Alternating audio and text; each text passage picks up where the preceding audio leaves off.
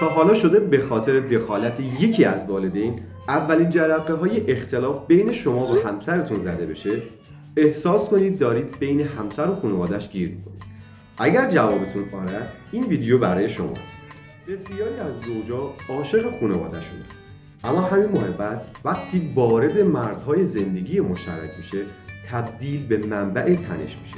من به عنوان مشاور خانواده بارها دیدم که زوجها نمیدونن چطور همزمان به والدین احترام بذارن و از حق خودشون دفاع کنن.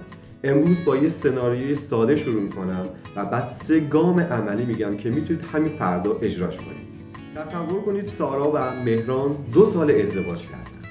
مادر مهران هر هفته بدون هماهنگی میاد خونه‌شون، غذا درست میکنه، وسایل رو جابجا میکنه و حتی سارا رو نصیحت میکنه. سارا حس میکنه حریمش شکسته شده، اما مهران از ترس ناراحت شدن مادرش سکوت میکنه. نتیجه چی میشه؟ سارا از مهران آروم آروم فاصله میگیره و مهران بین همسر و مادرش گرفتار میمونه. این سناریو خیلی وقتا توی خانواده‌های ما اتفاق میفته. خب حالا 3 گام ساده و عملی که باید بریم. گام اول، همدلی و شناخت احساسات. اول اینکه با همدلی شروع کنید. قبل از هر حرفی احساس همسرتون و حتی والدین طرف مقابل رو بشنوید و تایید کنید. مثال: میفهمم که قصدت کمک بوده و از محبتت ممنونم. این جمله دفاعی بودن رو میشکنه و فضا رو برای گفتگو باز میکنه.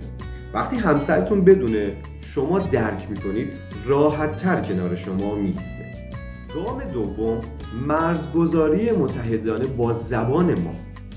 مرز رو به صورت متحد تعیین کنید. منظور اینه که همسر و شما با یک صدا صحبت کنید، نه با حمله یا تعلیم.